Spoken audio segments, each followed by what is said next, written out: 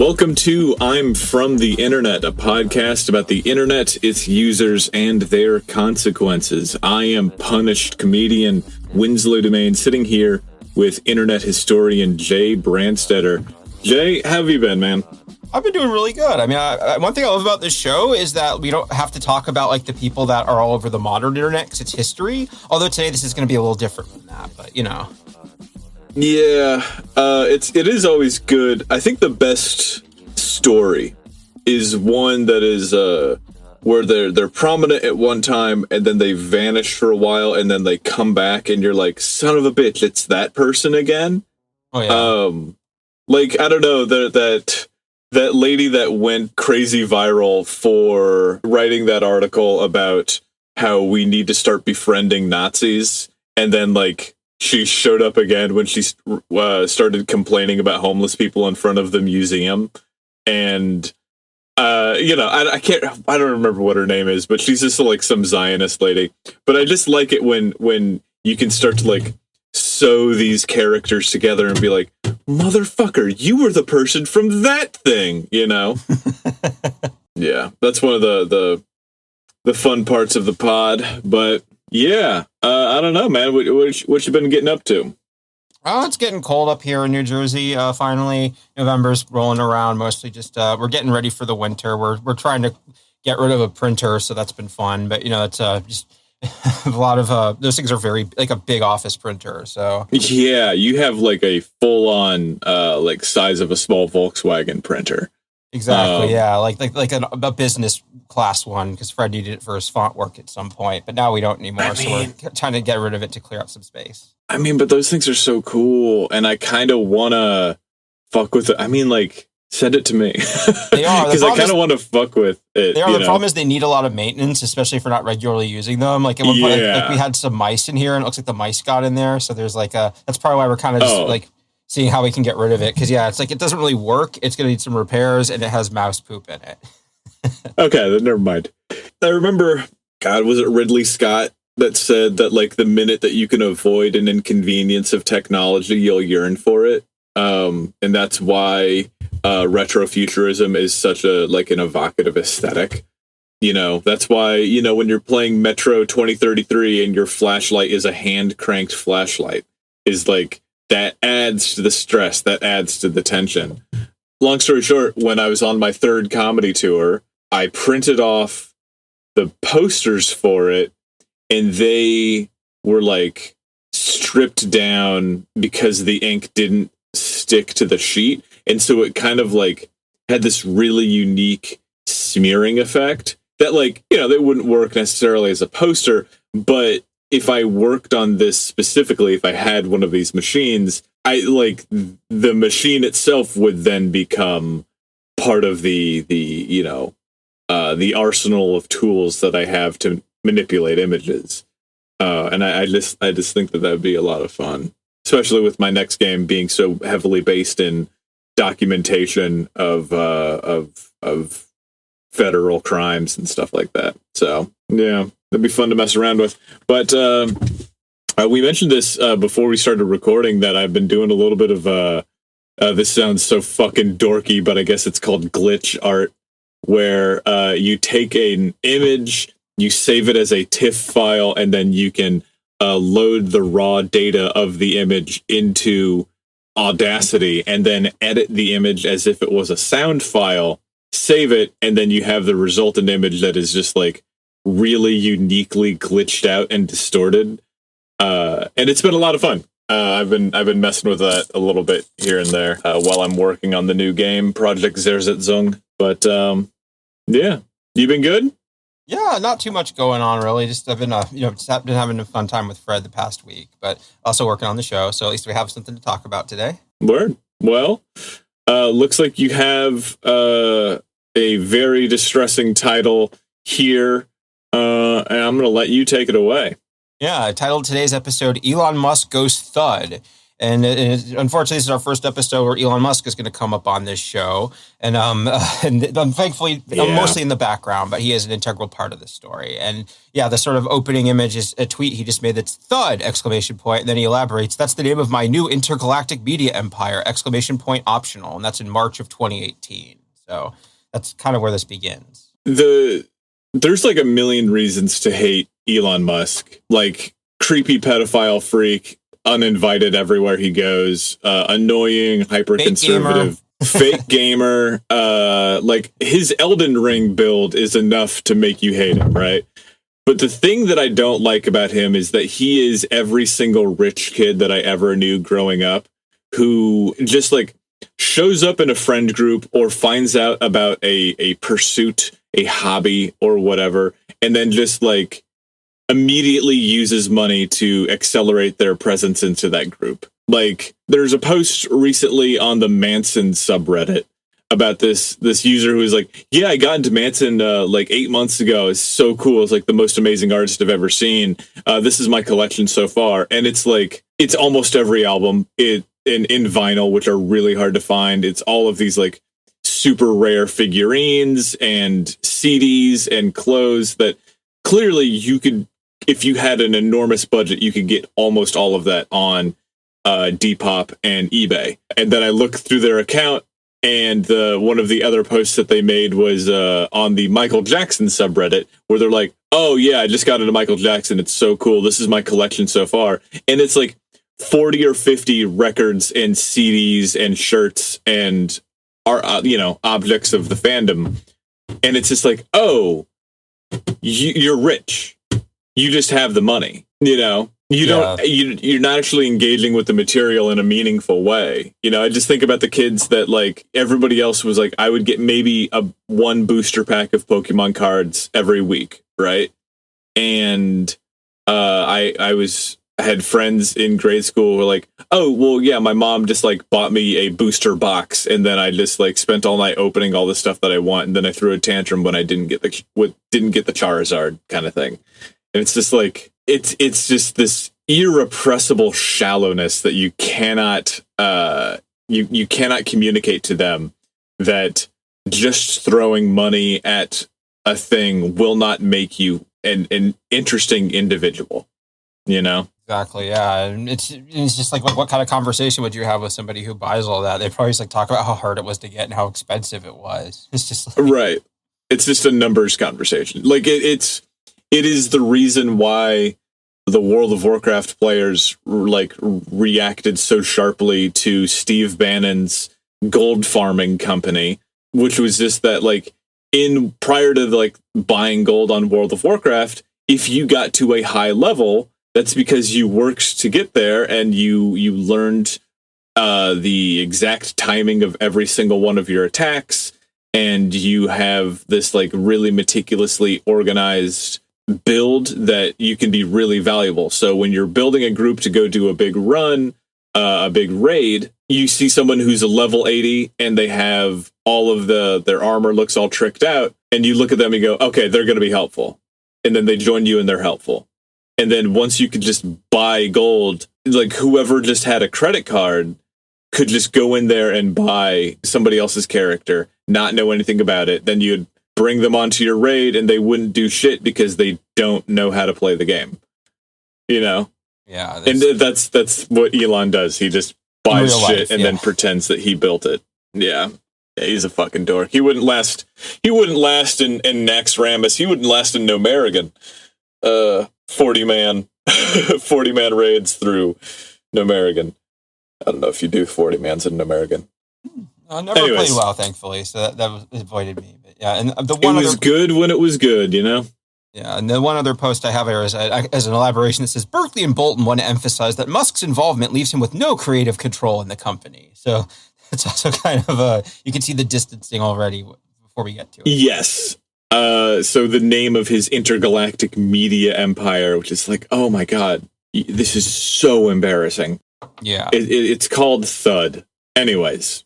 Yeah. That's where we're starting. Yep, I like the story of Thud because Elon Musk is like maybe one of the most like discussed and criticized people on the internet. But Thud is something he was involved in that's really funny and embarrassing, but like doesn't seem to get much attention because it flopped so hard it didn't even really get infamy. So that's one of the reasons I think it's so interesting. Oh yeah, something that fails so hard that it's not even worth a conversation is that's a special kind of pain. You know what I mean? Oh yeah, especially something that took years of work apparently. So. Yes. Yeah, I guess to get into that. So years before Elon Musk bought Twitter and did cameos on Rick and Morty, he tried to break into comedy with two former employees of The Onion, Cole Bolton and Ben Berkeley. And they're kind of our main characters for this. So I'll do our introductions here. Cole Bolton. Cole Bolton. Names you can say with saltines in your mouth. Cole Bolton. A name that you can say with a mouthful of marbles. Cole Bolton and Ben Berkeley. Yeah, anyways. Yeah. So Cole Bolton is a writer, and he has a degree in economics and started out writing as a research associate at the Harvard Business School from 2007 to 2010. So him ending up in comedy is kind of surprising with those origins. But yeah, he was a contributing writer to The Onion since 2006. He started out sending them headlines, and eventually he joined the team after he left Harvard. Yeah, I mean, I know some people who have worked for and used to work for The Onion. They take all comers. It does not sound like a fun place to work, but not my cup of tea. Yeah, writing in general for a job does not seem to be fun on the internet. No, God, no. I mean, like, you're paid pennies for nothing, and then somebody can just steal your idea and make all the money in the world on it. So, yeah.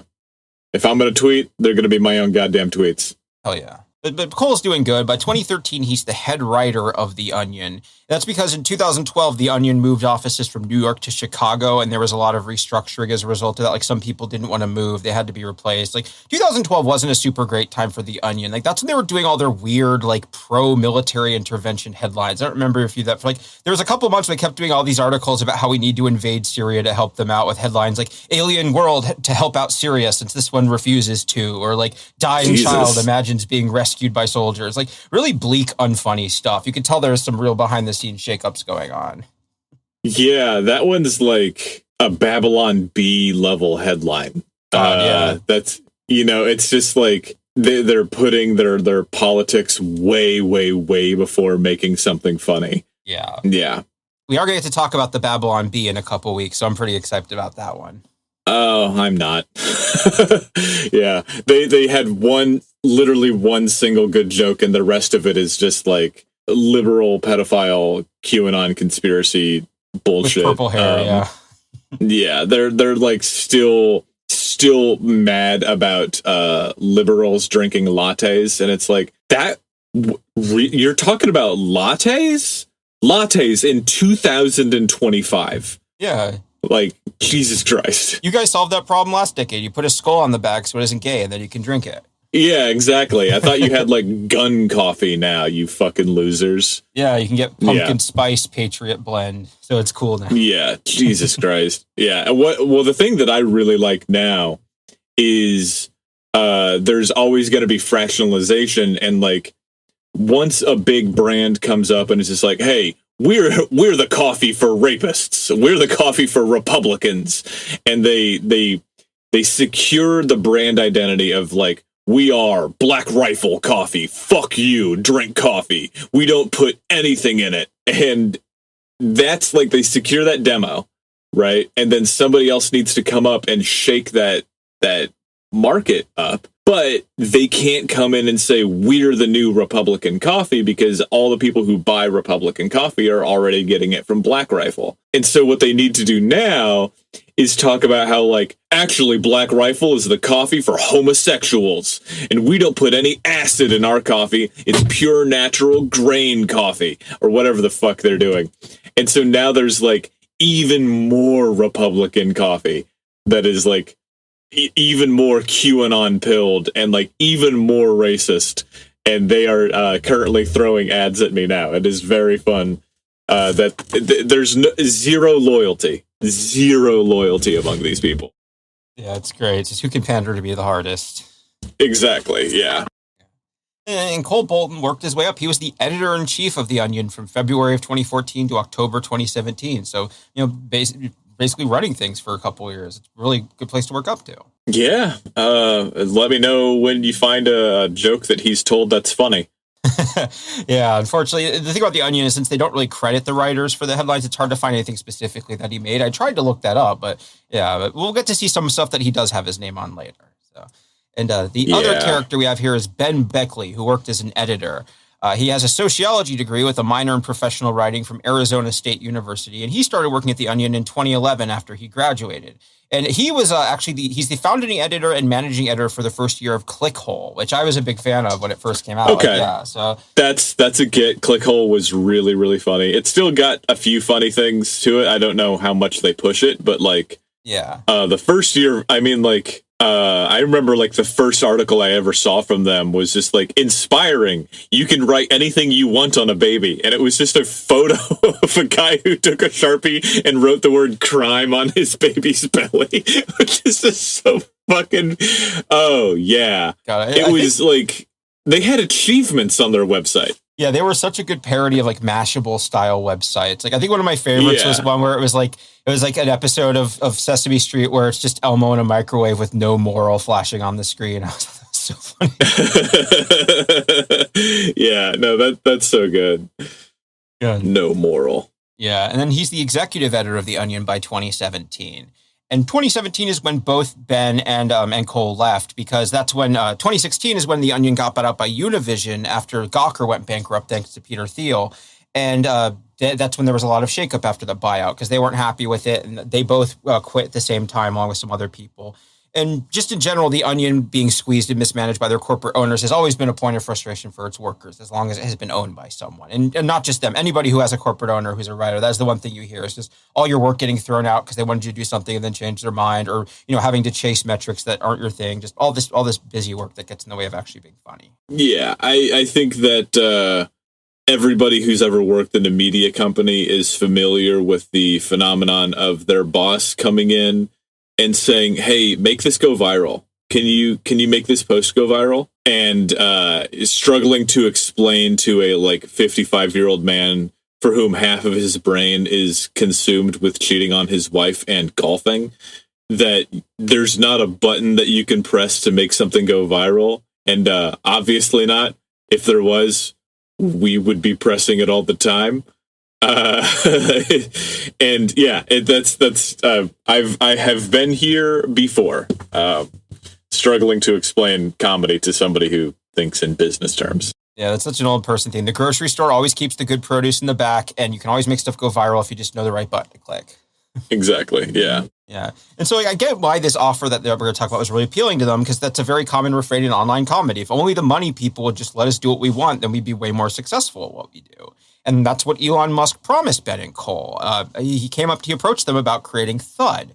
And there's a bit of a story about that in its own. Elon Musk used to be a fan of The Onion. I know now he's very much against them because they're woke or whatever. But back in the day, he used to say that it was like his favorite thing. And they actually talked to Elon back in 2014 because he contacted them about an article making fun of mason jars that he liked a lot. This is another one from the time when mason jars were a big fad. We're going to enjoy this cocaine-fueled mason jar rocket ride for as long as it lasts. And it's the president of a mason jar company being like, I'm blasting off to fucking Mars, dick suckers. I'm headed straight through the belly of the goddamn sun.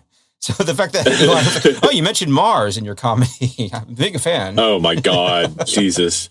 Yeah, like J.K. Rowling, like so many others, Elon Musk is this, I don't want to say fascinating individual, but I will say that there are so many things that he's said and shared before his radicalization, where he was just like, I don't care who you love, so long as like you're safe and secure inside our Tesla cars. And like, he's sharing pride flag stuff. Tesla used to have a pride flag thing. And now he's just like, we must work to secure the future of the white race and the beauty of the white children, or whatever the fuck the phrase is. And he's just completely lost his mind. But yeah, there was a time when he was desperately trying to be a baby fur, which we will, I'm sure, get into at some point.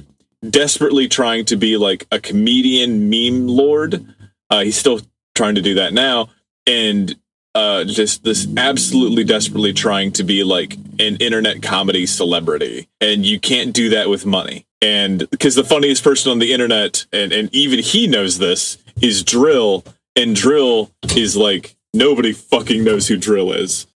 Yeah. We know his name. We don't know who he is, right? Yeah, he's had to like do interviews and be like, yeah, I need to make money, so I can't be anonymous anymore. I'm the guy I'm Drill.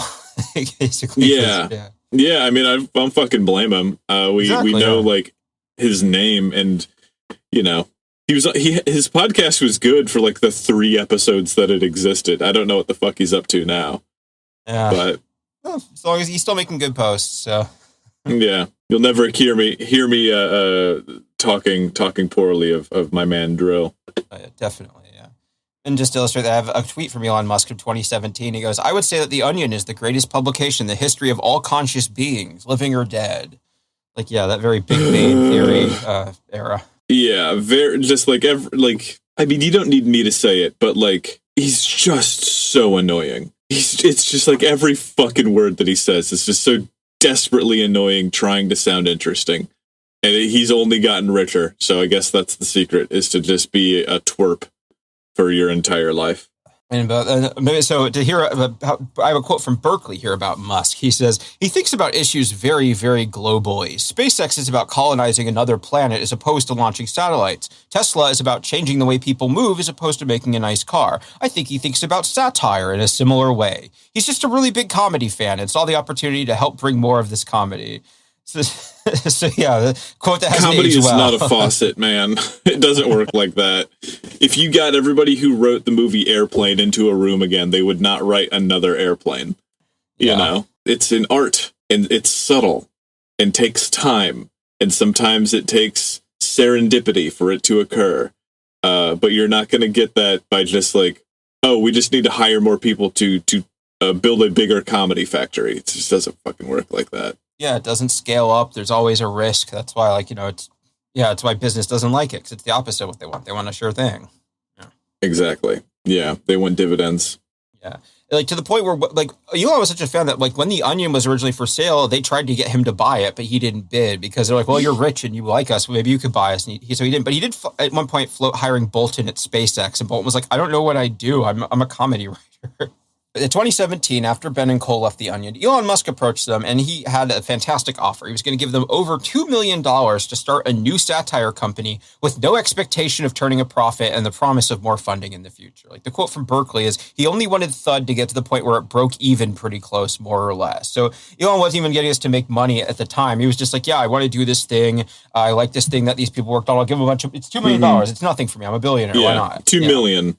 $2 million to make a satire company. What you need is a $1.29 to buy a Sharpie so that you can just write something on the inside of a stall door in a bathroom. You don't need $2 million to do this. Yeah, like, some of the funniest things I've ever seen. I've looked at their the person who posted it, and they have 64 followers.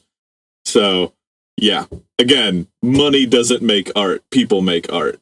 Exactly. Yeah. And comedy is something that's hard to scale up. It's not one of those things with throwing more money at it gives you more better comedy. There are diminishing returns. Absolutely. Like there's like you can only handle so much at a time. And so like if you have like this amazing joke that is perfect for the exact thing, the zeitgeist of the moment, if something else is already bigger, it's not gonna work. Like there can only be so many trending topics. There can only be so many conversations, and only be so many currently unfolding memes on the internet. Memes not as in macros, but memes as in like, you know, a mimetic device. You know, there's just only so much that we can do, and you can't double and quadruple that. You know, it's like, what if we all had 5,000 friends instead of our culturally locked 150 friends? It's like, well, you can't. The human mind doesn't work like that. Yeah, the throughput is the thing that you're fighting with, and I don't think any rocket company is going to make my mind big enough to handle more bullshit. Exactly. Yeah. And so the end of 2017, he approaches about this, and they spent 2018 assembling a team and working on their first project. So Thud wound up being 2 founders, 6 writers, 3 designers, and 2, quote, tech whizzes. In an email, Berkeley confirmed that 9 of the 13 staffers previously worked at The Onion, and the other 4 came from the advertising world. And Berkeley elaborates, I know very well that Musk did not recruit writers because that's something I did. So this wasn't Musk poaching talent from the Onion. This was the former Onion people like approaching their other former colleagues and being like, hey, we're starting a new project. Want to work with it? Yeah, and this was like, when did Musk start to fall? In 2018, actually, arguably, which I think is kind of, we're going to get to that point in the story a little later. But yeah, I think 2018 is a couple events that, like 2018 is when the pedo guy thing happened. I think that was the real turning point. Right. Yeah. Just another tantrum on the internet. God, it's just like, yeah. I wish I could have like a track of like what chemicals were put into his body over the last 30 fucking years, you know, just to see the skyrocketing amounts of cocaine and Adderall and amphetamine, you know. Took so much ket, he's more horse than man now. Yeah, exactly. I can't wait till he's just like folded over on the fucking highway. Exactly. Yeah. Death is Stalin too. Yes. Yeah. Yeah. And so they from their website, they got a little team together. There's all the people who worked on it. And also even people who weren't working for it that were part of the Onion were involved in some ways. Like still active Onion UV Club writer, Mart Shimkowitz, he created a Know Your Meme page for Thud before they even launched because he was a major contributor there. So like you can see they actually launched the Thud page about a month before Thud itself opened up, from Matt, the Secretary of Memes. Submitted over 28,000 images to Know Your Meme. That's pretty impressive. Secretary of Memes. I can feel the cold steel of the razor blade pressed at my wrist. Like, God damn it. Oh. Yeah, I'm failing the Voight-Comp test right now. Yeah, if somebody described what I do as like, I'm a meme lord, I would be like, kill yourself as soon as possible. I need you to die. Like, don't call me a fucking meme lord or the Secretary of Memes. Jesus Christ. Ugh. Okay. Hold up. That pie chart is images, videos, comments, editorships. I thought that was some like he was making new emojis. Okay, whatever. Not a lot of karma. Jesus, that's funny. Ugh, God, about writer editor not to be fed after midnight. Get it? Do you get the joke? It's a reference to a film. Okay. Gen Xers love their children's movies. Yeah, Jesus Christ. Anyways, take it away. So conceptually, what they wanted to do with Thud was I think, kind of interesting. Their goal was, with The Onion, they do fake headlines and fake articles. They wanted to sort of take it to the next level and make these satirical worlds.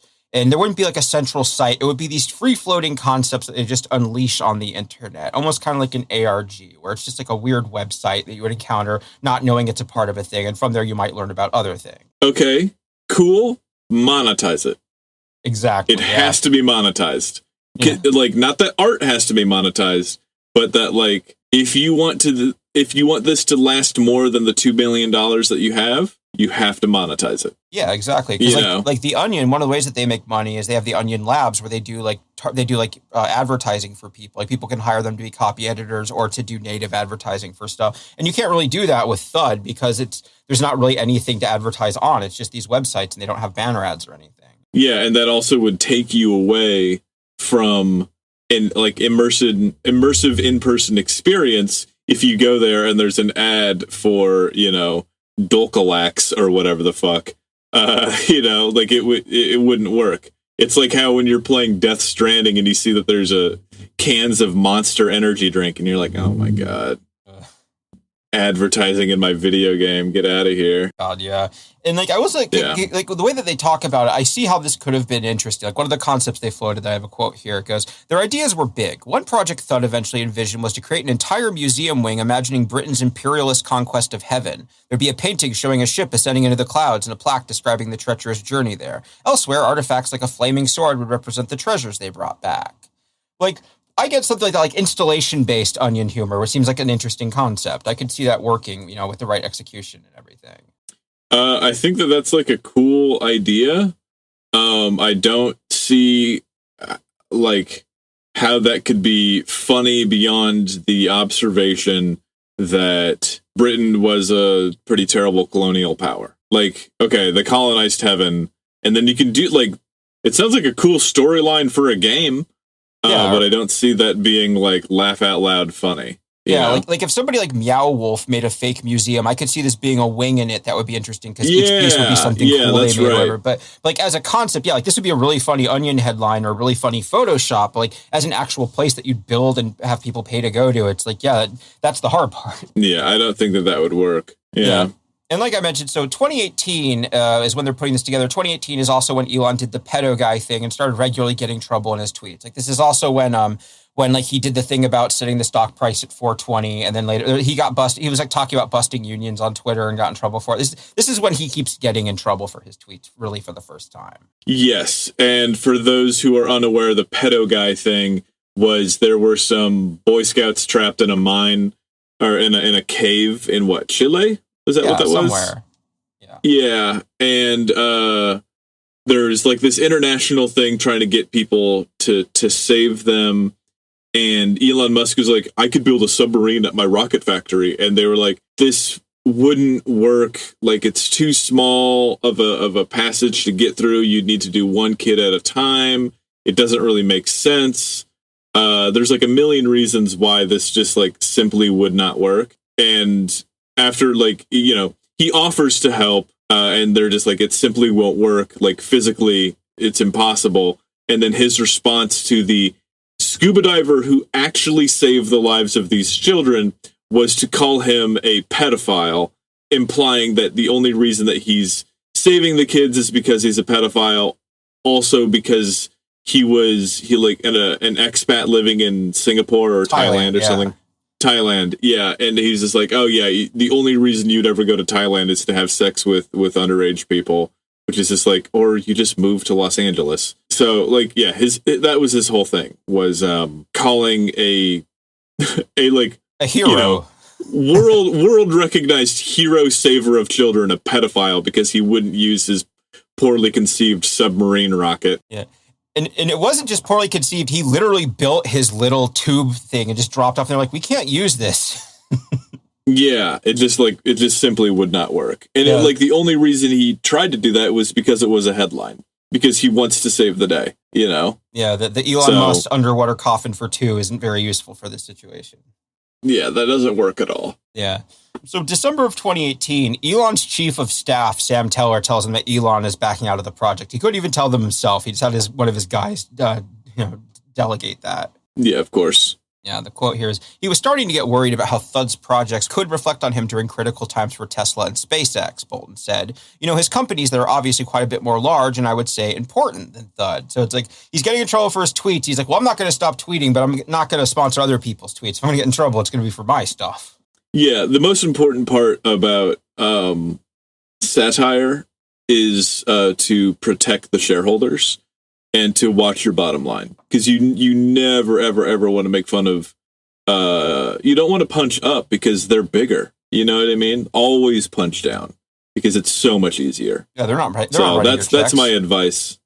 Yeah, exactly. They're not writing any checks. They're not putting food in my putting food in my baby. They're not opening the sluice gate of burgers that pours directly into the yawning maw of my infant child. Yeah, this burger trough ain't gonna fill itself. The burger trough. Yeah. Yeah. No, we're all moving closer towards the burger trough with the tariff situation. I've been waiting for a moment for Trump to have another stroke so I can call him Tariff Shivo. I don't know if I'll get the chance, but I'm waiting to pull the trigger. I might just do that soon. The next time there's an image of him with like his like slumped out face floating around on the internet. Yeah. Yep. So it's the end of 2018. Elon is backed out. Now they only have a few months to launch and also figure out a way to make money from a project that was explicitly designed around not being profitable. So they're not in a very enviable position here. Like I mentioned, no ads. They don't have an Onion Labs equivalent to do stealth marketing. They couldn't. And that's like one of the things we tried to explain it to companies and they didn't get it. Like this thing was too weird for them to market it to people. Yeah, I mean, like, yep. Yep is all I could say. Yeah. It's just like, well, I have this idea for a multi-million-dollar company where we paint silly words on the underside of people's coffee tables, and then we put them into their houses and we don't tell them. Okay, well, it's on the underside of the coffee table, so I'm not going to see it unless I start moving that thing around. And even when I do, I'm just seeing a silly word. What is it that you're actually trying to do? Because this doesn't sound like you've really thought this through in any capacity. Yeah. So, yeah. Yeah. So that's at the end of 2018, and Thud launches in March of 2019. The quote I have from Berkeley, he says, "We will be launching a project that addresses guns in America, one project that tackles people's self-obsession, and another absolutely absurd one that satirizes the way products are slickly marketed." If it's on a global, you can kind of see one of the big problems that people have with this is like their satire is very broad and also kind of tired. Like it's like they could have done anything, and the stuff they do, as you'll see, is very. That was the best you could do. Yeah, man. Making a satire project to target guns in America is like such a cocaine decision. It's so fucking funny because it's just like, you know what thing that nobody has ever made any art or media about? Guns. Nobody's talking about gun culture. It's so crazy. Have you ever noticed that like I'm the only person who talks about how we're kind of weird about guns? And like this was, oh my God. Like the other day was the 25th anniversary of Hollywood, Manson's post-Columbine album.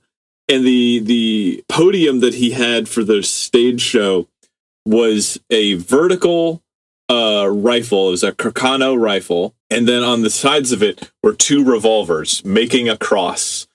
And it's just like, oh my God, there's a man over there with a gun. We've been doing this for so long.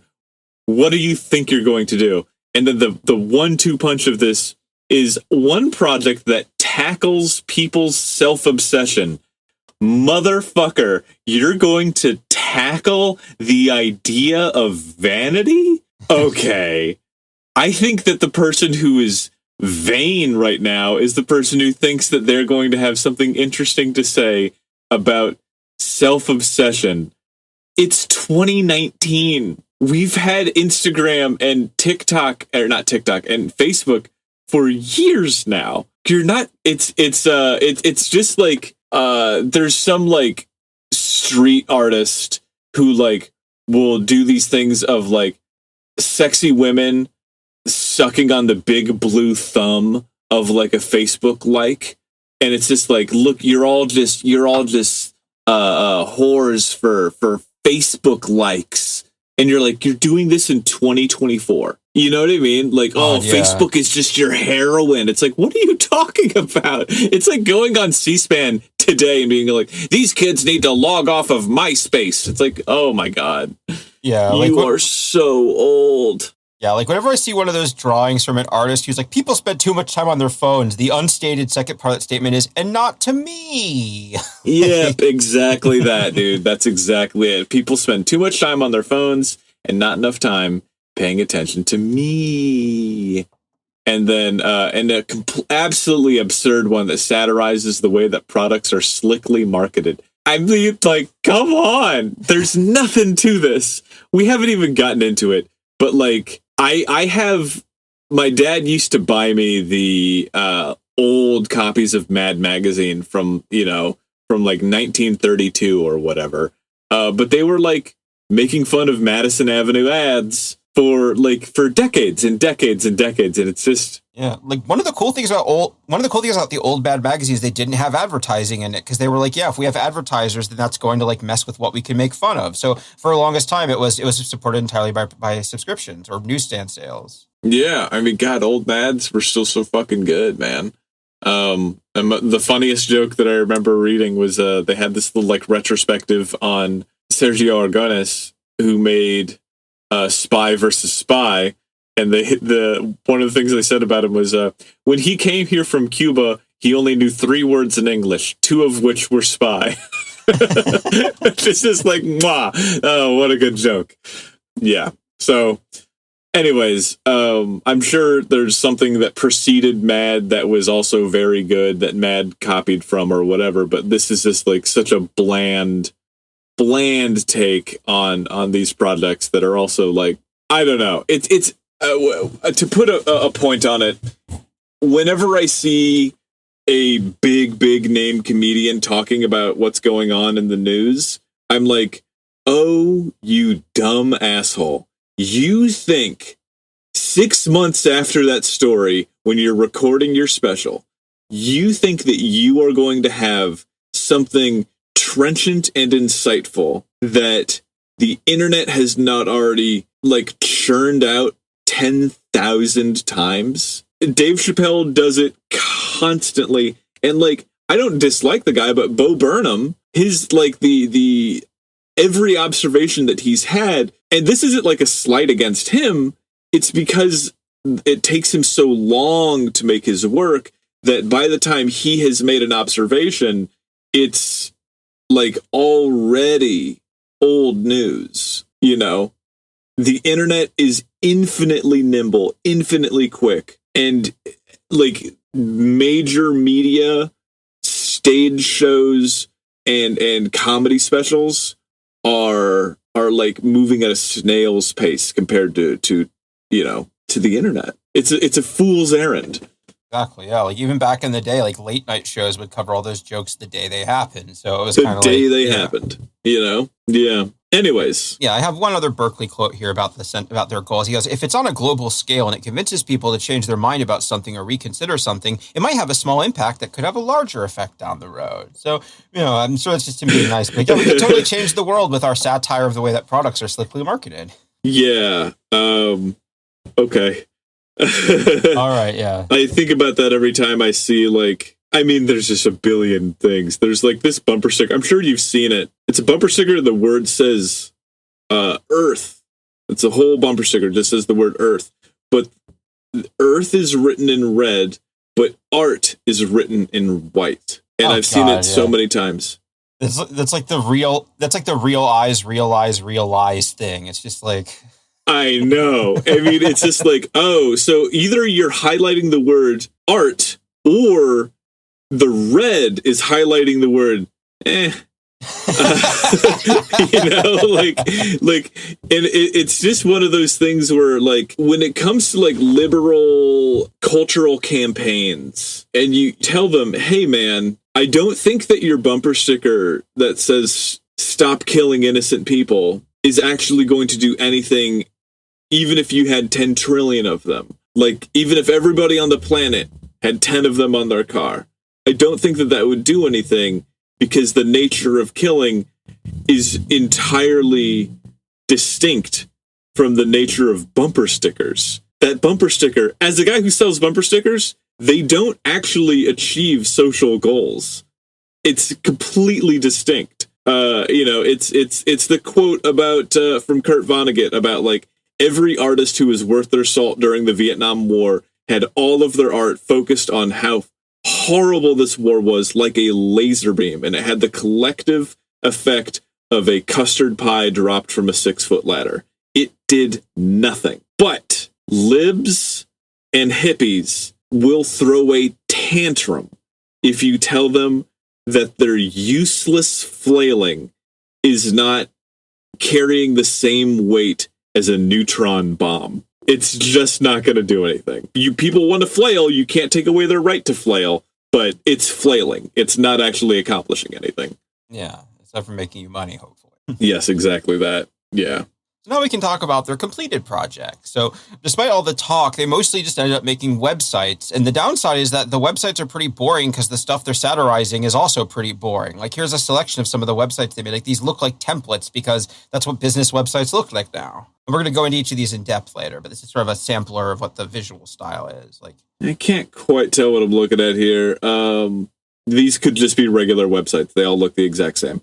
Yeah, like a slightly more polished version of like the website sample we saw from the guy who made the original Horsey books. Just like a bunch of different business. Yes. Yeah. Like, these look like stock template websites because it's just like a young black woman who's smiling, looking at her phone, and then some corporate Memphis characters, and then like some other thing is just like some sort of 3D Blender blob, and then another one is a stock photo of a old 1950s diner. Yeah. There's not, like, I realize I'm not reading the text, but there's nothing immediately funny about what I'm looking at. Yeah, and a big problem too is that a part of Elon's funding was they were supposed to have these expensive ad campaigns that would be a part of the joke. And when he backed out, they had to cancel most of them. The best they could do is they bought, quote, most of the billboards available in Columbus, Georgia, which has a population of about 200,000. So they got to take some pictures of billboards in places, but like they weren't in a place where tons of people were seeing them. Yeah. I mean, to paraphrase David Cross, who has this joke about putting up your art in the airport, where he's just like, oh yeah, that's the place where you're gonna go to really like see and appreciate art. You're gonna see the angst and the struggle of your art at the airport. That's where people are really gonna hang around and appreciate what you're doing. And the only other place that I could think of would be I don't know, inside a bum's asshole. And it's the same thing where it's just like, okay, the bum's asshole in this case is Columbus, Georgia. Good luck. And from like a satire perspective, like the idea of taking money from the wealthiest man in the world and using it to like annoy like a small group of people in a poor southern state, like that is funny conceptually, like way funnier than anything we're going to see, I think. Like imagine living in Columbus, Georgia and be like, oh, God damn it, this fucking media company bought all our billboards and I have to look at DNA Friend and Plug for the next month. Yeah, it is like the other trouble with it is that like this is approaching and probably kind of concurrent with the era of advertising, of weird ads that are designed to capture your attention, not because they're really sexy or really aggressive or like really like hypnotic the way that they have run ads a million times, but now they are like intentionally funny and weird because that's what gets people talking, right? Think of the Old Spice commercials is like one of the first big successes of what is called advertising, right? Yeah. And so like, imagine if they're trying to satirize a drinking water company, like a bottled water company. And they're like, oh, what if we called it Liquid Death? That would be so crazy. What if we put a skull on it instead of a mountain? That would, and it's like, oh no, that's actually a successful company that's been running this entire time. Exactly. So the part why these Old Spice ads work so well is because they were by Tim and Eric. They found people who were funny, who had an established style and process, and just paid them money to make something for them and let them kind of do what they wanted with it. That's why it's so creative and weird, as opposed to like people trying to copy it and not really getting it. Yeah, I mean that's the whole of it is that they are. They're just weird and real, and this is stuff that's already been done. You know, there's like a current anti-AI billboard that's in LA, I think, that is just like, we're here to read a story to your daughter at night, and we can also make deep fakes of your daughter, and it's like it's really dark and weird, and like I would say that it is effective because it is like, you are seeing a really creepy part of what AI is used for on a billboard. And that's getting people to talk about it. And you go to the website and the website continues the tone of the ad. The website isn't like, thanks for seeing our billboard, here's what we're doing. The website is also like, we are like a slimy corporate AI company, and we're here to take advantage of your children. And click here if you think that is a bad idea. And that's how they get the click, right? So it's a way that you can do it, but like you have to have the nerve, and any company, even though Elon tweeted the word nerve, any company is not funded by him is not going to have the nerve to actually move the needle on any social issues. Yeah, I guess this image here is actually going to be the first project that we're talking about, kind of their flagship, DNA Friend, because this was when 23andMe was really big, so this was them sort of trying to satirize that. And the billboard says, your ancestors are in your mouth, only we know how to get them out. DNA Friend. And it looks like a regular-ass billboard with just like the soft colors, no outlines in the text. It's only when you read it that you see it's just a little off, just a little silly, but like not super funny. And as you get to the website, like, here we are. Also, DNA Friend is the only one of these websites that is still up. All the other ones are down. Some of them are like Russian casinos now. So, yeah, only 6 years old at this point. Most of these are gone. And also, just like we are living in the age of terrible copy. And so, like, the number of ads that I've seen God, especially when I'm on the road, I'll see billboards that I'm like, what are you trying to sell? Like, this is a baffling billboard. And then, like, you know, like, there's, I think I've mentioned it before, of like, there's this billboard that I was driving by. It's somewhere in Georgia, I think, actually. And it's just like this, I'm sorry, it is a hideous child that has like the big, thick glasses on and like the toddler teeth that are all like fang-like and misdirected. And it's just like, Johnsonville Solutions is a family company. What does that fucking mean? What are your solutions? You're not selling a compound. You're selling a solution that would dissolve a compound. Who are you? Who is this child? You're not fucking telling me. But if you have a billboard that says Gatorade 2 for $5, okay, I'll go to the Quick Mart and get a Gatorade for 2 for 5. That's what advertising should be.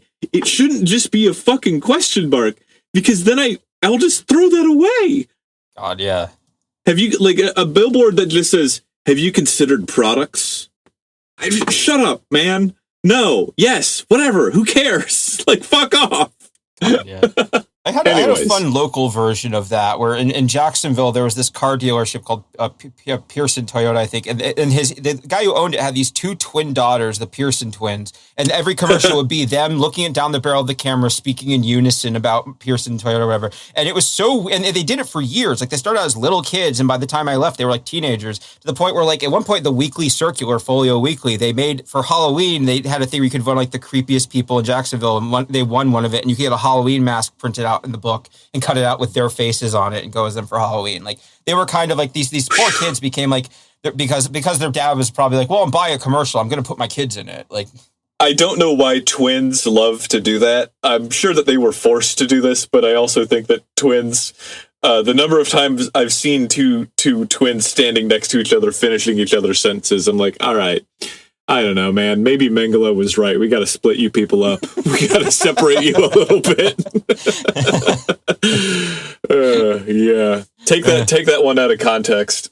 Yeah, Winslow Set that as your ringtone. Mengele was right. Founder of the anti-twin movement.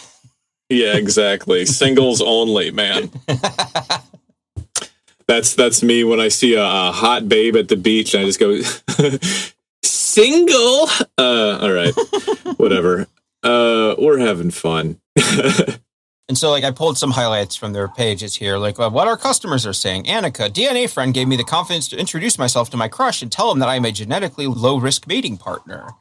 Like individual bits of these are fun. There's some smile out loud moments on it, but it's very much like less than the sum of its parts. Smile out loud, Jesus Christ. But like, again, this isn't weird enough. Yeah, this is one of those things where it's like, good satire shouldn't blend in. Good satire should be like recognizable and weird, I think. Like the Annika, like I'm a genetically low risk mating partner, is like, it's just not far enough into the absurd for me to really click with it. Yeah. Because I'm confident that there's a eugenicist dating platform that's like, find your high T males to foster a new white race or whatever. Yeah. So I don't know. This is not, I've yet to smile out loud, as you say. Yeah. And like the sort of joke with DNA friend was like, oh, well, we do an at-home DNA test. You just use your webcam to scan your mouth. But in order to, it's like, it's satire, but you still have to give them access to your camera and an email address to get the results. So it's still doing the things that like we don't like these companies doing. They're just doing it ironically. Yep. And they're also harvesting your emails for their big, stupid campaigns that they will just sell to somebody else. Exactly. That's why everyone always asks for email on these things. It sucks. Yep. The reason that, like, I don't know, the Onion, or not the Onion, Google had, like, their April Fool's thing back when companies did those. And it was just, like, you can now have, like, toilet internet access by just flushing one end of an Ethernet cable. And like it will automatically connect to the sewer internet or whatever. And it's like that was a one-time joke that they put up for the April Fool's Day bit that they do. And like this, it's just that same degree of like April Fool's Day on the internet sucks. It's so bad. It's the least funny people telling the safest jokes they can that are still good for their shareholders. The internet's open mic night. Yeah, it's so bad. And so, yeah, this is just the same thing of like, oh, what if we made it where you have to take a picture of your mouth? Okay. $2 million for that joke. Exactly. $2 million. Well, what if we said, oh, in order to read the footage or to get the data, you need to put your tongue on the screen. Oh, shut up. It's not funny. It's desperately not funny. Yeah. Oops, we forgot to tell a joke. Yeah. And so I didn't want to give them my email address, so I got someone's results from an article about this. They go, my ancestry is a mess. 24% grandma, 18% Caucasian, 15% from up around where Aunt Jess lives, 10% Midwesterner, partially corn-fed, partially oat-fed, partially Dairy Queen-fed, 4% not Sweden, but the other one, and 29% some seriously disturbing stuff you'd thank us for not getting into in more detail. And just like that, it's just an excuse to do a series of jokes based on prompts. Like, likelihood to inherit a 2004 Chevy Sonoma from my mother's side. Like, these are all the riffs that you put together to come up with a joke afterwards. Okay, here's the thing that happens when people are writing jokes like this, like corporate jokes, is that unfunny people, they see comedy as a series of specific references. They see, you're from the Midwest, so you eat a lot of corn and go to the Dairy Queen. Okay. A 2004 Chevy Sonoma, like there's an artistry to how a truly funny professional comedian can tie things together. And these are just a series of specific terms, not one of which is funny at all. Yeah, exactly. Like it's the patter of a comedian. This is what ChatGPT would write if you told them to write something funny about a DNA test result. And also at the very end, they go, now that you know all your most sensitive and intimate information there is to know about yourself, go ahead and share it indiscriminately on social media. But it's actually a share on social media button because they want you to share it because that's how they get views. So it's like they're doing like that's like my least favorite thing that is when you do a thing, but you acknowledge that the thing that you're doing sucks. That's not a joke. You're just doing something sucky when you know you don't have to. Yeah, and it's just like, as someone who has written bad satire and has later written better satire, all of this is just snark. It's just like you're so meticulously going through it all and just saying one little snarky thing about this, one little snarky thing about that, and you're not writing like the arc of what all of this is.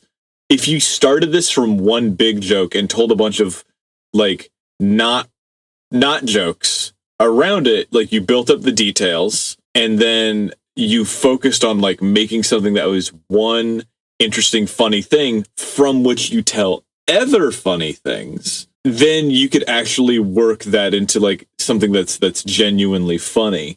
Like if they did this whole thing of like, it's a DNA test and it could also tell you what kind of partner that you should get. But like the whole thing is like completely flat and serious, and then the results always tell you a different breed of dog. That would be funny. You know what I mean? Like you should fuck a Labrador Retriever, and like yeah, like all of that would be way funnier than this thing, which is just like a bag of teeny tiny, not funny, small, safe, joke flavored pellets. None of this is funny. It reminds me of like when teachers do multiple choice tests and they'll put like a wacky answer in one of them as a give me, and it's not really funny. Like Plato is Goku. An ancient philosopher. The thing you serve dinner on. Yeah. I mean, like I wrote about it recently about like how much I miss hanging out with comedians because the world is glutted with people who there's people who just like don't think about comedy at all, don't think about like saying funny things or living in the world of levity at all. That's just who they are. But then there's, so many people who are able to talk and write in the patter of a comedian without saying a single funny fucking thing. And that's Reddit snark. That's just that's whatever the fuck the blue checks are doing on Twitter. It's just like you're talking with the style of a comedian, and you're not actually saying anything trenchant at all. You know, no observations. Yeah, and like their big thing was like they were supposed to run ads opposite 23andMe ad spots. Like that was supposed to be part of the joke. Was the idea was you'd see a 23andMe ad, and then on the opposite page or like a billboard across the street would be an ad for this fake one, but that didn't work. And also, that's just kind of like that's just set dressing. Like if the underlying joke isn't great, that presentation won't really help it that much. It kind of reminds you of like when the first time Trump was running for president, when the Cards Against Humanity's guys were buying billboards that were like Trump is a Hanzo main and like all this nerd stuff. And it's just like, I'm sure it was fun to do, but like, man. Yeah, it's fun for like your hyper specific Discord of people who do this bullshit. But like 99.999% of people who look at this are just going to go, what? And then move on. So it's like, I'm not saying that comedy necessarily needs to hit a majority of people in order to be considered funny, but like what you did was make a billboard with an inside joke, and it wasn't even a terribly good one. And that's it. Yeah. Like the only other marketing thing they could afford was they hired a guy in a mascot costume of like a drop of spit to walk around New York City for a day. They tried to photobomb the Today Show with a "Show Us Your Spit Roker" sign, but I don't think that actually worked out. Just in general, that's the part just these things fell apart so much that all they have is just like one guy in a suit when it was supposed to be a whole thing. Yeah. And to give an idea of how little success this had, their Twitter account in 2019, the archive version of it has just over 1,000 followers. And this was the most successful and like popular thing that they made. And the X account was deleted and was suspended in 2020 for some reason. So it's not even on there anymore. God, I hate that they don't tell you what they did. Yeah, me too. Like, I wonder if it was impersonation or something, or maybe just Elon like striking back at his old friends. Who knows? Yeah, I guess that's true. I wonder if that was him just like trying to take a swipe. And so that's the first one. The next one is Taxstorm. This is their one satirizing gun culture. So also their website, taxstorm.com, now goes to a Russian gambling site. And here it is, Taxstorm, the world's first continuously firing gun. Always ready to fire because it's always firing. Okay. I don't hate that. Yeah, the concept is fun. Dave Ross made a little mini magazine, a little zine thing for like a gun military tactical guy, but it's something called like I'm afraid, and it's just like constant. The whole thing is about like paranoia and fear all the way through, but it looks like an actual gun magazine because he just like bought like the stock photos and made a whole fucking thing, and it's just like such a funny little gag to do. Yeah. Anyways, but yeah, okay. Taxstorm. Continuously firing gun, fine. Yeah. Talon Point created Taxstorm for one reason, because the second it takes to decide whether or not to shoot could be your last. By constantly discharging rounds from the moment of purchase, this revolutionary new weapon takes the uncertainty out of when to pull a trigger and guarantees you a tactical advantage in any scenario. With Taxstorm, all you have to do is aim. Trademark. Yeah. Okay. Yeah, their YouTube channel is 26 subscribers. They made a video to promote this. It had fewer than 1,900 views as of July 2019. It currently has 17,000 views because a couple years ago, there was finally some articles about Thud, and most of those views are from the article, people checking this out. So it got more attention after it failed than when it was trying to get eyes on it. Very funny detail is like at the time, there were only 4 comments, and one of them is the actor they got to play the Taxstorm spokesman. Haha, I liked working on this. Came out great. Oh boy. Yeah, I mean, like, look, I'm not saying, again, you don't have to be successful in order to like make comedy worth it. Like, you can just be a funny person. It is really funny to know how much money and time went into this, and it's just like, well, we have 17,000 views years after the entire project collapsed, but I'm still giving it a big old thumbs up. Yeah, and also on Twitter, they have 25 followers right now. Oof. Yeah, because they also tried to make these social media accounts a thing. Like, they posted for a while after these premiere. They made like all these little fake memes, like shootouts go better when you're firing before they start. Like, trying to post like that type of account. It's just knowing 4 likes. Yeah. Yeah, they're definitely not getting any traction on this. Yeah. Again, like this one, I don't mind. This one is a lot funnier than the other one, but we're still like, Yeah, it feels like an Adult Swim infomercial concept. Like, I could see them pulling off like a 15-minute infomercial for the eternally firing gun. Yeah, because then you could just have like just as an infomercial, just have in the background just bang, bang, bang, bang, bang, bang, bang, bang the whole time. That would be funny. I keep meaning to make a TikTok where it's just two people talking about owning a dog and living in an apartment and being like, well, I just like the company, and I everybody loves dogs. Everybody loves seeing dogs. Everybody loves living around dogs. But the entire time in the background is just, I'm going to take a yippy dog bark and then just chop it together like 10,000 times. So it's just the entire time, because that's what it's like living around those small ass dogs, where it's like, there's a mailman, there's wind, the sun is setting, there's a tree outside. That's the entire fucking. It's like, yeah, no, I hate living here, and I don't want to live in there. I cannot imagine having a little fucking shit ass bark machine. Yeah, I'm so glad that Hitomi is well behaved. She only yaps around other dogs, thankfully. Yeah. Yeah. That does remind me, like this was an idea I had that would be kind of fun. Was like, I'm a big fan of the Hitman games, and there's this sort of criticism people have where it's like, why do they have to be about killing people? Why couldn't you like sneak around and put $20 in someone's pocket or something?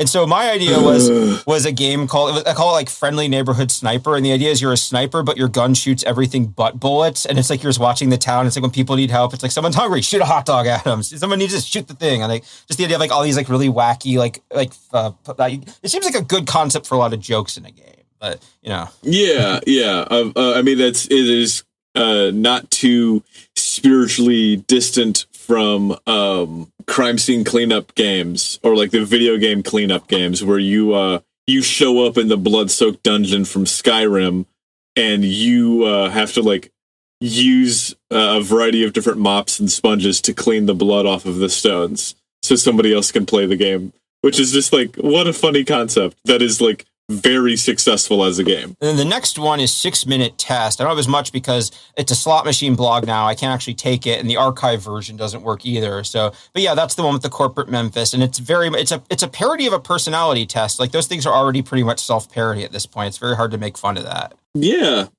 I mean, like what I'm seeing right here is like, God, again, it's just surface level snark. Snark isn't funny. It's just snark. Because it says, give us 6 minutes, we'll give you. That's perfectly fine. If that was like an actual personality test company, that's a great tagline. That's fine.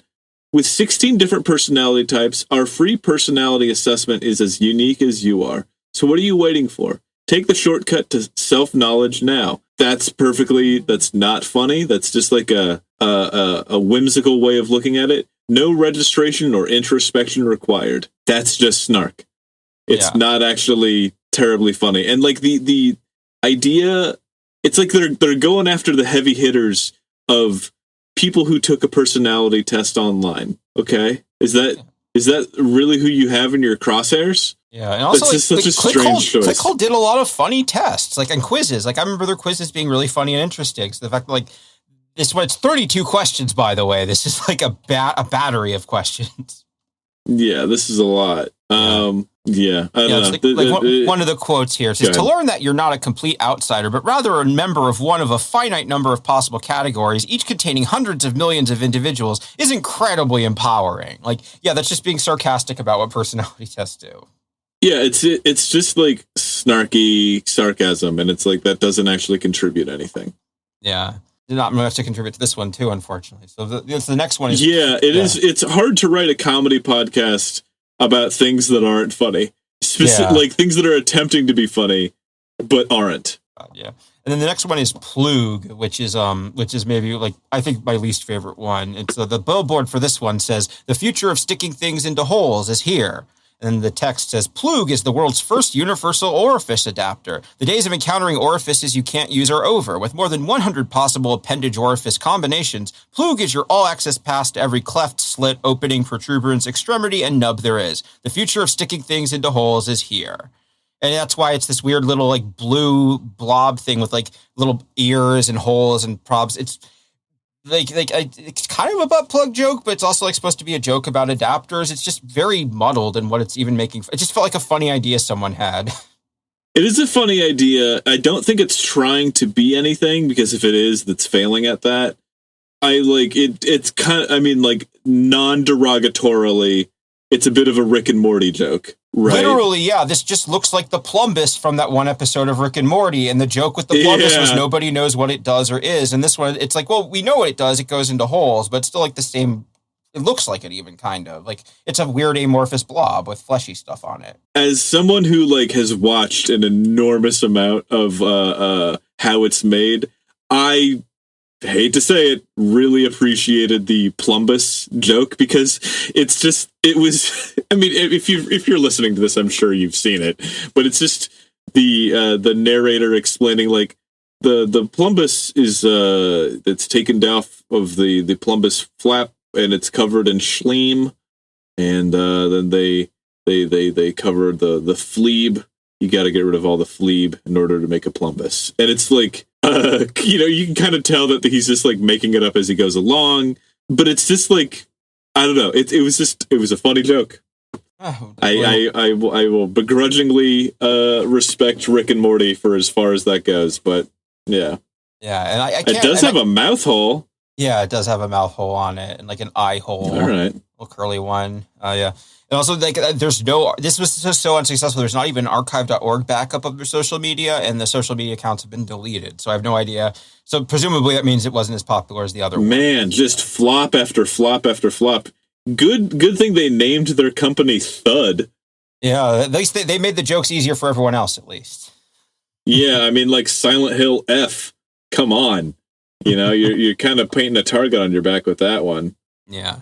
So those are initial 4 ones. What they did after that was they did a hotline, 833-GET-THUD, which was a satire of annoying call centers where you endlessly cycle through a bunch of nested phone options without actually reaching a person.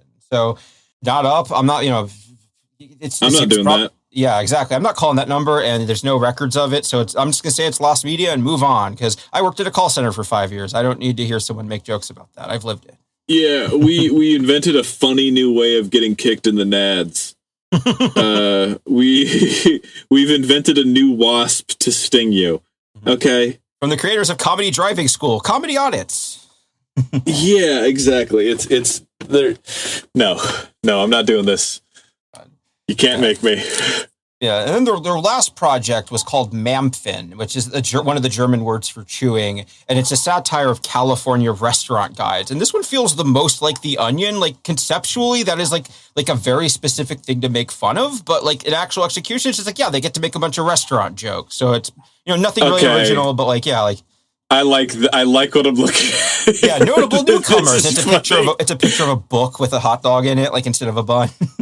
Yeah, but it's not just a hot dog. It's like they have like all sorts of shit. That's not a hot dog. There's like a brat or something. Yeah. Okay. Yeah. There's a brat, and then it's a brat, and then there's like chili and mustard and jalapenos and onions. But it's like all very beautifully nestled in an open book.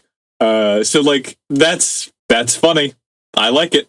This one's good. And like all the restaurants, like each of the restaurants you are pretty funny. Like the Burger Mule with a basket of 40 burgers strapped to its back. This mule that's left to wander across Los Angeles each day offers up extraordinarily juicy cheeseburgers for both the lunch rush and the late night club scene. Like, yeah, exactly. In and out, funny concept. Did you elaborate on it? They're gone. The Cabbage Whore.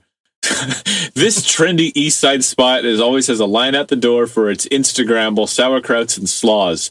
Don't forget to use their hashtag Stuff Me With Leaves when posing with one of their Ravage Me Raw cabbage bowls. The name is funnier than everything else that they said after it, but I get what they're making fun of, yeah. I get it, but also, like, I had no idea that there were restaurant guides for California that looked like this. Yeah. So that's a hyper-specific joke for a very small group of people. Yeah, and there's like they do a lot of them. Like they have a whole thing of like fake dining figures, like 844 restaurant goers who look like Jack Nicholson until you get closer. 215 dining dashers who were shot on site by valets in 2018. Just this very rapid fire oniony joke delivery, or even the conceptions like the rating system for restaurants: Ein Strunderhund, Zwei Strunderhund, Drei Strunderhund. Like how many stray dogs do we give it? Yeah, it's like when Kerrang would rate like metal albums in their magazine, and they would give it a K. And so you'd see an album that was rated KKK and be like, I guess it's good. You guys didn't think that one through, did you? You know? Yeah. So thankfully, we don't have to read any more of this bad comedy because those 6 projects are all Thud was able to get out the door before they shut down in May of 2019. So they opened in March and they closed in May. This was a 2 wonderful months. Man, I've had better relationships that lasted shorter than that. So, yeah, this is rough. Yeah, they just couldn't find any investors, and Elon's money ran out. So, although thankfully they seem to have landed on their feet. So since then, I guess this is our sort of closing section, I guess. So for more information on Elon Musk, I recommend almost any episode of literally every other internet adjacent podcast. Like there is no shortage of coverage about Elon Musk. But in this specific case, like I mentioned earlier, I have a tweet from 2023. The Onion has become jarringly unfunny. At the heart of humor is a revealed truth, but woke is a lie, and so it is humorless. And I think now that we've seen some of this humor that he was willing to sign on to. It is the kids who have changed. It's not me. It's not me who has become radicalized, who I've lost my mind because my daughter is trans. It's everyone else that's wrong. Yep. Exactly, yeah. Yes, sir. Yeah, and then Cole Bolton, he's been hard at work destroying the planet with AI and greenwashing the cattle industry. He was the Economist, in case you forgot. So, yeah. Cole Bolton. Bolton, head of creative operations at brilliant.org. Cole Bolton, assistant to the CEO of Blue Ocean Barnes, and Cole Bolton, director of content for the AI Foundation. And I don't know why his voice has become like a southern debutante, but here we are. My name is Cole Bolton. Yeah, if you turn Foghorn Leghorn into pink slime, that's what it would sound like. Yeah, Foghorn Leghorn died slowly today. Foghorn Leghorn wants it all to end. God, yeah. Yeah. And then we got Ben Berkeley. Yeah, Ben Berkeley. He has the sociology degree, so he's a little more socially conscious. Now he spends his time summarizing articles for busy investors at The Hustle, where he is the editor-in-chief from his LinkedIn, working with some of the best writers and editors in the game to produce your favorite free, never boring daily newsletter. If it isn't your favorite yet, click over to thehustle.co now to join our 2.5 million subscribers, and we'll have the most interesting things happening in money and tech in your inbox every morning. Like he's that's already done by ChatGPT 10 trillion times a day, and also my phone automatically gives me news briefs. Like, why would I want you emailing me a motley selection of things I don't care about? My whole life is motley selections of things that I don't fucking care about. Everything is shit that I don't care about. I'm sad. Like, come on. God, yeah, and like I clicked through some of the articles, and it is just like him summarizing articles and maybe giving like a little thing at the end. But yeah, it's like not as good as his Onion work, I'm assuming. But like speaking of the Onion, they're doing great right now because they're independent again. They're owned by Ben Collins now as of last year, and they're making funny stuff again. Like they have a print issue now. They're making money, and part of why Ben Collins bought it is because he explicitly wanted to keep Elon Musk from getting it after it went for sale again, because this was after the Twitter buyout, and he's like, all right, Elon's already done enough damage with this. I don't want him buying something else. Yeah, and the Onion has like done really hard-hitting stuff because like part of the ongoing joke of the Onion for decades now is that the Onion as a corporate entity is like a deeply evil company. Their slogan is "Tu stultus es," which is just "You are stupid," and they have like that thing about like. It is the Onion's personal duty to endanger the lives of as many trans people as possible. And like, like they've done all this shit where like their whole thing is like, we are as evil as a company can be. And they've like woven that into the fabric of their humor, and it's funny and it works. Yeah. Like the image I have here is from when they had that full page ad in the New York Times a while ago. And like one of the headlines, entitled child expects to eat lunch every day. Girl literally wants food to be handed to her on a plate. Like it's a good joke. It's better than any of the jokes we've read so far, I think. Congress, now more than ever, our nation needs your cowardice. Christian faith, an important part of who senator pretends to be. Yep. And also, and like recently, they tried to buy Alex Jones's Infowars. Like, they're doing interesting stuff now. What a fucking dub that would be. Yeah. Fingers crossed. Yeah. Yeah, and so I sort of have I have a little closing section here, but like, if you want to do any other thoughts before we move on to our closing, that's the story of Thud and how it landed exactly as you'd expect based on the name. Yep. Schmorgel bought Fleeb. Fleeb went Thud. Thud went flop. None of it worked. It was all stupid and bad. Yeah. Hang out with actual comedians, you fucking Goombas. God, yeah.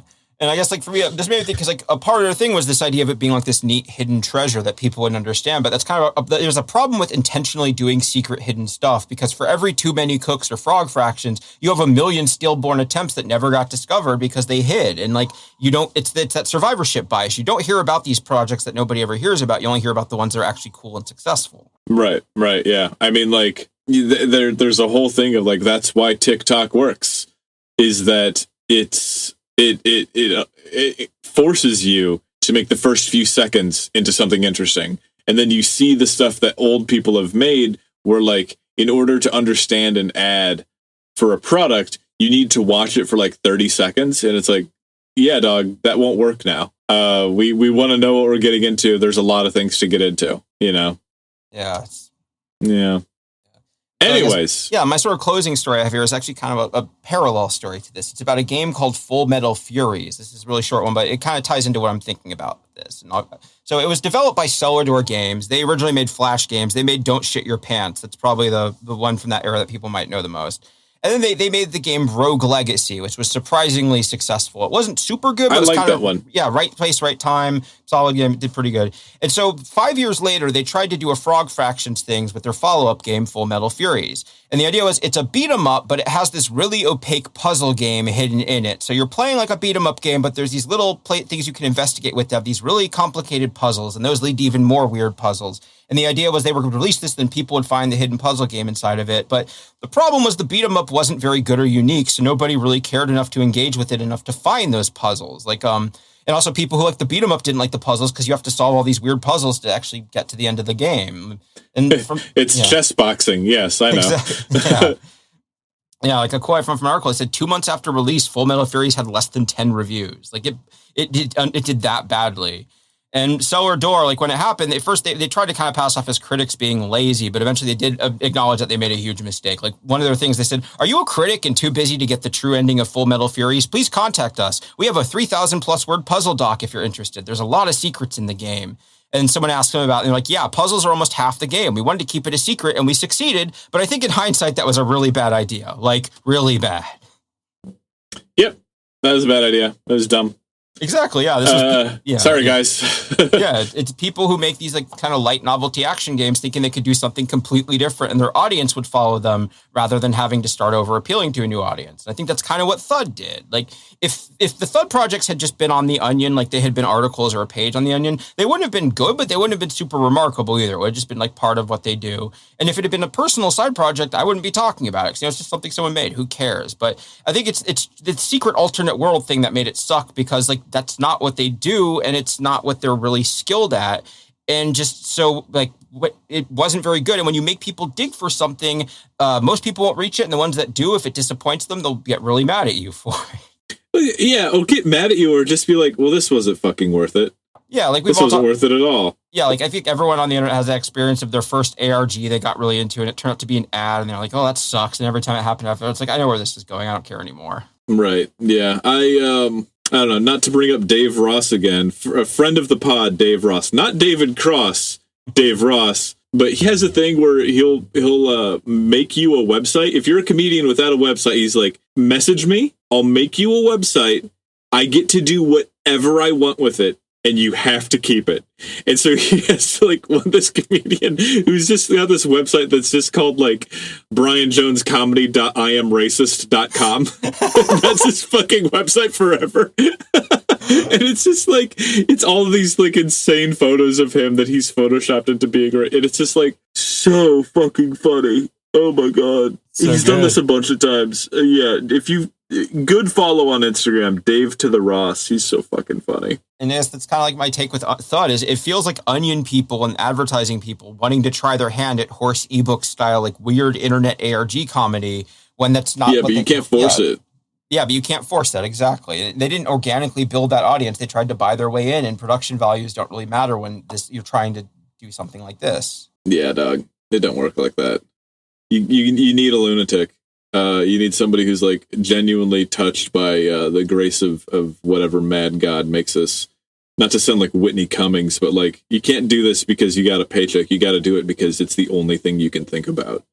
You know, that's why I could never work in like a corporate art world. I could never be a game designer for somebody else writing about goblins and orcs and shit. It would just not work for me. Because imagine like you work so hard to be a video game designer and you're like, oh, my favorite game ever is Morrowind. I can't wait to work on the next game like that. And then they're like, all right, you're going to design the texture of the footballs in Madden. That's your job now. Or you can go and be unemployed. So now you need to put bumps on footballs professionally. Like, fuck. No thanks. I would rather do what I do and get a smaller paycheck than do what somebody else wants me to do and get, you know, a slightly larger paycheck and also be at the whim of Randy fucking Pitchford. You know? Exactly, yeah. Don't work for Randy Pitchford. That's the thing to take away from this event. That's the takeaway. Don't work for Elon Musk. He's going to try to come in you. Don't work for Randy. He's going to try to come in you. There's a lot of bosses out there who are going to try to come in you. It is a kind of a cultural problem. We should have a movement against it. Anyways, that's Thud. Thud sucks. If you're listening to this, hi, we have a Patreon. It's $1. We would love to have you. We are putting up all sorts of content on there. They're not little mini episodes where we're just kind of bullshitting around. They are full-on, real, researched episodes that just don't exactly fit the oeuvre of what we're doing here.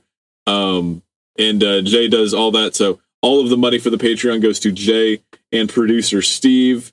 Please check it out. If you want to help us out, shoot us a review. We would appreciate it. And you can also find us on email at iftipod@gmail.com, and we're on Twitter at iftipod. And I am, of course, at winslowdomain.com, winslowdomain on Twitter, and calculations on Instagram. If you want to know more about the new game that I'm making, hop on the Discord. That is linked in my bio. Please check it out. Yep. And I'm jaybrandstetter on Blue Sky. My link tree is in the show notes. And I'm on the show here, so I don't have anything to plug. Yeah. Bullshit. We should probably start telling people that we end with extra, but we usually end with a little rec. So tell me what's your recommendation this week? Yeah, I know this isn't a game. This is a game that most people already heard of at this point, but I played through Disco Elysium with Fred over the past week. He's somebody who's not usually into video games like this, and him getting super into it was very fun. So yeah, if you haven't played that game, it's really good. There's a reason why people feel so good about it. It's really funny. That's the thing I really emphasize about it too, is people talk about like it's this like serious political treatise, but no, it's really funny. There's a lot of like wacky stuff that happens in it. It's interesting, and it's a good ass game. Yeah, I'll play it someday. I've only heard good things about it, and I know a lot of people who have really enjoyed it. It's a true game made by a true leftist, because the sequel is completely up in the air because everybody that worked on it is desperately trying to claim it as their own work. So yeah, there's like a 2.5 hour documentary about like the behind the scenes stuff that just put out a sequel a couple months ago. Like, yeah, that company is very thoroughly fucked at this point. Yeah, bummer for them. So I have been playing a lot of Binding of Isaac. Again, I already have like almost all of the main characters like wrapped up. I'm missing a bunch, and then I'm working on the tainted ones. But I've been watching a lot of Northern Lion streams, and he doesn't need the bump from us. He's already huge, but genuinely, what a fucking funny guy. And I've been really enjoying hanging out and watching him or playing while I'm listening to him talk about his life. So that's what it's been for me. I've also been working a lot on the new game, and I can't really talk too much about it, but I'm just kind of in the meat of it, and I'm just like putting ideas down, and then as we play test it, whenever that will happen, we'll just start like seeing how it plays out and seeing how people feel about different mechanics in it. And it's going to be really fun. There's a lot of different ways that I'm making it so that you can play multiple big cards in a turn, and there's a lot of different mechanics in the game that are designed to make you a little paranoid and suspicious of other people's actions, and it's been fun. It's been a lot of fun. I'm excited. Yeah, it'll be good. But yeah, you can find out more about that. It's tentatively called Project Zersetzung, and it's on my Discord, where I talk a little bit more openly about things. But it's all there. But yeah, that's us. Thank you for listening. Please, for the love of God, like and subscribe and drop us a review. It actually helps us a lot. If you're listening, drop us a review. It helps us a lot. Yeah. You. All right, that's all for us. Catch you next week.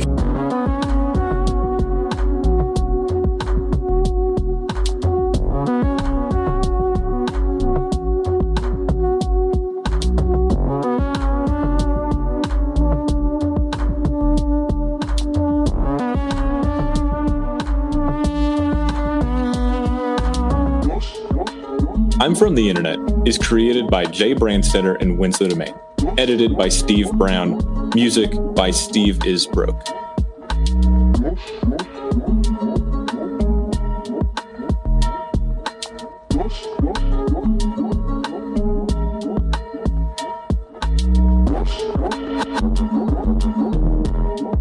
Yeah. What? I mean, like, it might be fun to just be like, yeah, I'll do that for like 6 to 18 months, and then you realize that you hired a comedy writer for a rocket company.